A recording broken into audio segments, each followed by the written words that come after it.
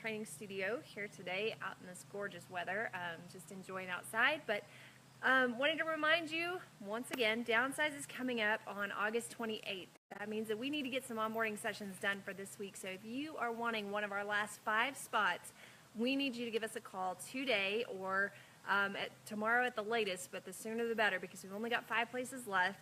We need an application filled out, so if you're wanting that information, just say I'm in down in the comments and I'll get that sent over to you right away.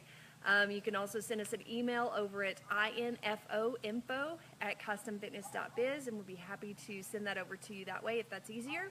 So Downsize is a 6-week program. You're going to get unlimited exercise sessions. You've got the option of a VIP upgrade, which is actually a great deal because it's like getting 6 private personal training sessions for the price of 1. So it's a $50 upgrade if you want to do that. But 6 weeks, full nutrition, full exercise, support, motivation from our entire staff. We want to help you succeed and make this into a lifestyle change. So that's my spiel for today. Again, it starts on Monday, the 28th, so we really need to get all those onboarding sessions done this week to make sure that you are fully prepped and ready to go for next week. So if that is of interest to you or anyone that you know, your friends, your family, pass that information along to them. We'd love to have one of you guys in one of our last 5 spots. I apologize, these bugs out here. The weather's nice, but the bugs are everywhere. So today, I wanted to talk to you about joint pain. A lot of times as we age, don't take that badly, you know, past the age of 20 and 30, we start to feel things that maybe we didn't feel in our younger years. And so, you know, the further up we get, the more that joint pain just becomes part of our chronic daily life, to where we feel like, well, I'm just getting older, I guess I just have to deal with it. And the truth is that, yes, there are some joint pains that we do have to deal with. There are some discomforts that we have to deal with. But as for a chronic, inflamed issue, we don't always have to deal with that. There are things that we can do to lessen that pain, to lessen that discomfort, or possibly even to greatly diminish that to where it isn't even a problem anymore. So it depends on, obviously, the reason for it. I'm not going to say that we can cure anything. That's never something that we would claim, but what we can do is help to minimize the discomfort that you're experiencing through food and exercise and those kinds of things. So with our food, my goodness, there is no end to the array of tonics out there that people are drinking these days with ACV and with your honey and your turmeric and all these things. And for some people, that stuff works great and you feel wonderful. For others, it may not respond well within the body. And if you start to notice swelling or lethargy or notice the body not functioning correctly, that would be a good sign that that's probably not a good option for you and probably need to stop drinking that. So if it is working for you, that's great. Like I say, everybody's a little bit different. Your body is going to respond differently than someone else's. So each person has their own things. Yes, the apple cider vinegar can be great for joint inflammation. Yes, the honey and the turmeric can be helpful for those things. But if we really want to reduce inflammation, we need to look at more than just the actual things that we're adding to our diet, and maybe look at what our diet consists of, and start to take some of those inflammatory foods out of our diet so that our body has a time to rest and reset. So a lot of times in our 20s, before our 20s, all the way up until our 30s, those are usually the biggest years that we tend to abuse our bodies, and we just feed it whatever crud we come across, especially in the college years, right? Whenever you don't really know how to cook, but don't really know how to shop, and you just kind of grab whatever you can, and it's late nights studying, and so you grab whatever you've got. And as you get into your 30s, the body starts to kind of say, well, that's a little off. And by 40s, it's a little more. And by 50, you're like, what did I do last week? I feel terrible today. But it turns out that what you're feeling is not from last week. It's actually from, 10 years ago and 15 years ago, what you've done to your body over time and how we've abused it. Now, we've talked about this before, but not necessarily in this context of the joint inflammation and the joint pain that people are experiencing. So a lot of times, through eating in these poor fashions, we tend to build up inflammation within our body, and that inflammation spreads throughout the entire body. So people can be carrying around, on average, between 5 to 15 pounds of inflammation in their body. Most often, you're going to find a lot of that through the intestinal area, but a lot of times, people start feeling it through their joints, their hands, their wrists, their elbows, their knees, their hips, into their ankles and everything. It just starts to spread. And so in order to get rid of that, what we're looking at is number one, hydration. Without enough water, our body can't process the toxins out of our body. And once that inflammation comes in, it has to be processed out. So we actually need more water. We need to make sure we're getting half our body weight in water every day, in ounces of water, excuse me. So if you weigh 150 pounds, you need 75 ounces of water a day. Something, if you've been watching us for a while, you know that that's kind of our standard on that part, but it really is true here. We need to process those toxins out, get that inflammation out. So then, looking over our foods, minimizing processed sugar or eliminating processed sugar would be optimal, but at least minimizing it will take that inflammation down a notch, and that's going to start to help some. Then as you look through your foods, maybe perhaps there's some sensitivity issues there. Now, not everybody is sensitive to gluten or dairy or wheat or nuts or seafood or anything like that, but some people are, and sometimes you don't even know that you are until you kind of do a detox diet where you're pulling those foods out, which is something that at Custom Fitness we have a great detox diet that we help lead our clients through, and it's food-based, so they're not giving up calories or going on a liquid fast or anything like that, but rather finding out which foods provide better health to their body and which foods really don't interact with their bodies well. And so through that process of taking out the major allergens, things like your dairy, your soy, your wheat, really grains in general for a little while, you can allow the body to calm down enough that then after a little while you can add those things back in and see, okay, how do I react? Does this feel well? Does it not feel well? Am I having symptoms or side effects? And if so, then we would know that we have a sensitivity to that. Excuse the bugs, I apologize. But we would know that we'd have a sensitivity to that and that we needed to keep it out of our diet. And I'll tell you, that's hard. We all have our tantrums whenever we find our things that we really can't have anymore. For me, it's dairy. A few years back, I got diagnosed with a dairy allergy, and it was a pretty severe one that I wasn't aware of up until then, and the only symptom that I had was mild headaches throughout the day. So I figured there were some other things going on, but lo and behold, it was the dairy.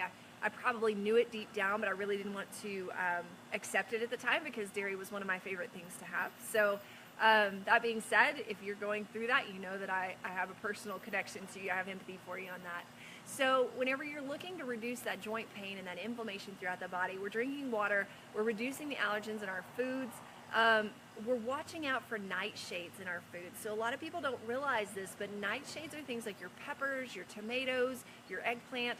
Those plants are specifically classified as what's called nightshades, and what they're going to do is they're actually going to raise your inflammation levels. So what we're going to do is minimize or eliminate those, at least for a short while, then add them back in, kind of see how you feel without them, see how you feel with them, and see if there's a difference. If there's no difference, no big deal, add them back in. If you notice a difference after you bring them back in, perhaps we should leave them out.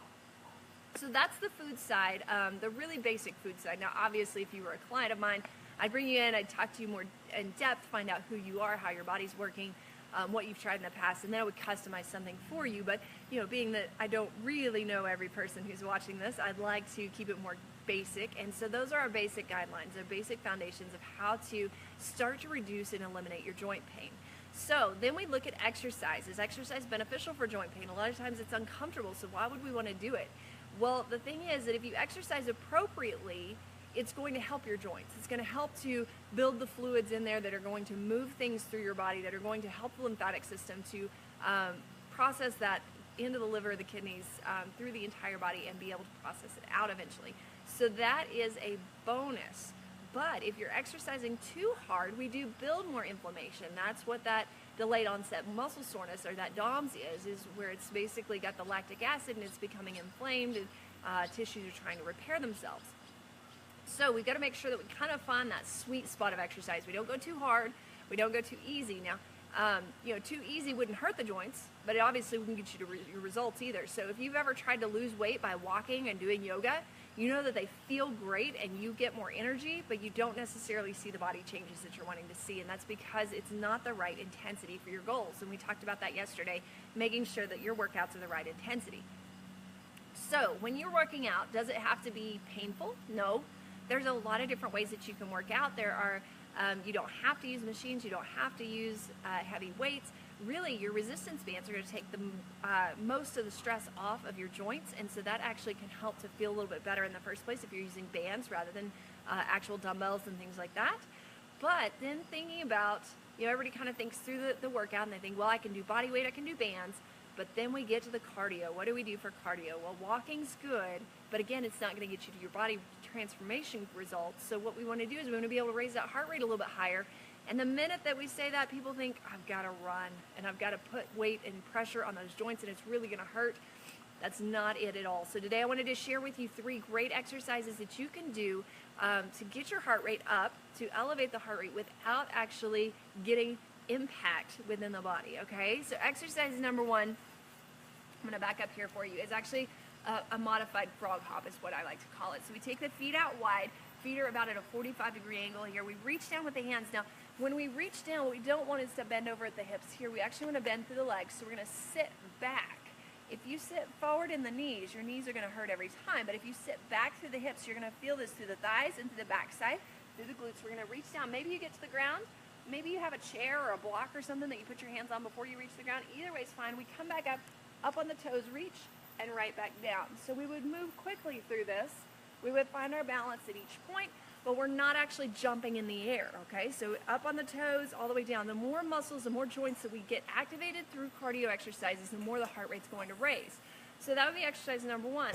Exercise number 2 would be a modified heel kick. So in a heel kick, we want to make sure that that knee stays back behind us rather than coming forward. A lot of people start kind of pulling up here. We want to feel a stretch here, and so we'd pull back. Now we could do this as fast or as slow as you'd like. So stepping is obviously an option. Maybe you feel okay to run a little, and we can kind of add a little bit of a hop in there.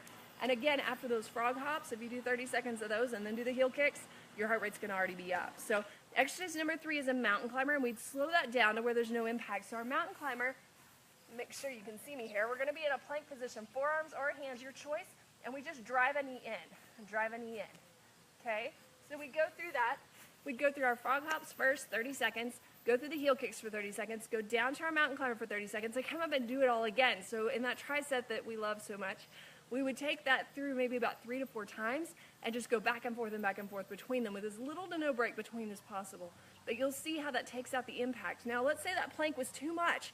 It caused some problems through the wrists, and maybe that was an issue. Number 1, you can make fists and go on your fists right here, okay? We wouldn't actually fold them down. We would keep it up on the knuckles, so you could do that.